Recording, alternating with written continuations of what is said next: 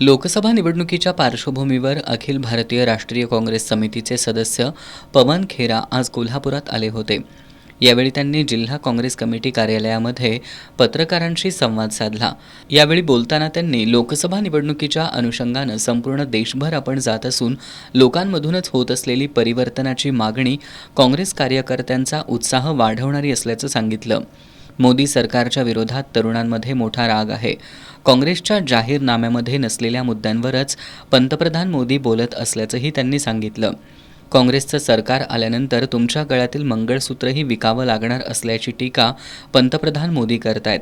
यावर पवन खेरा यांनी मंगळसूत्राशी महिलेचं काय नातं असतं ते मोदींना माहिती आहे काय असा खोचक सवाल उपस्थित करत मोदी सरकारच्या चुकीच्या धोरणांवर टीका केली। ये फर्क होता है अर्थशास्त्रियों में और जो अब बैठे हैं अनर्थशास्त्रियों में। इन्होंने अनर्थ किया। मंगलसूत्र की बात नरेंद्र मोदी करते हैं, बताओ आप सबको हंसी आ रही होगी। मंगलसूत्र का मोदी जी से क्या रिश्ता, क्या लेना देना मंगलसूत्र का मोदी जी से।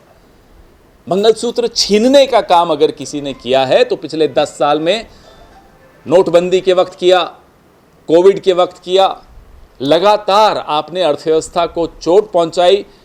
महिलाओं के मंगलसूत्र बिकने की नौबत आ गई। ये आपके पिछले 10 साल में हुआ है। तो आप मंगलसूत्र का नाम मत लीजिए, ना हमारे मैनिफेस्टो में आपको कहीं मंगलसूत्र का नाम मिलेगा, लेकिन झूठ। पंतप्रधान मोदींनी शेतकऱ्यांचं उत्पन्न दुप्पट करण्याचं आश्वासन दिलं होतं।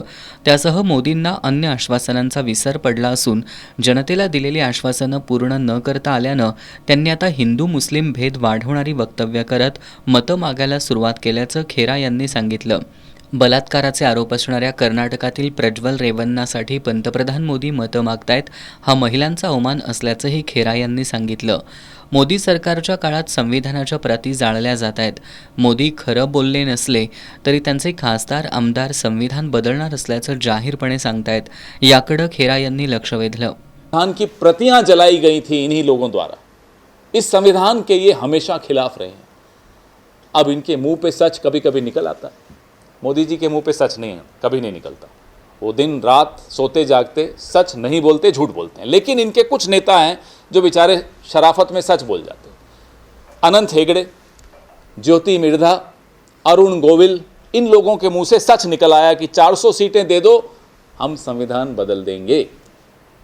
और ये सच जब सबके सामने आया तो इस देश को समझ में आया कि इनकी नीयत क्या है। सरकार तो 272 पे भी बन जाती है, फिर 400 क्यों चाहिए आपको?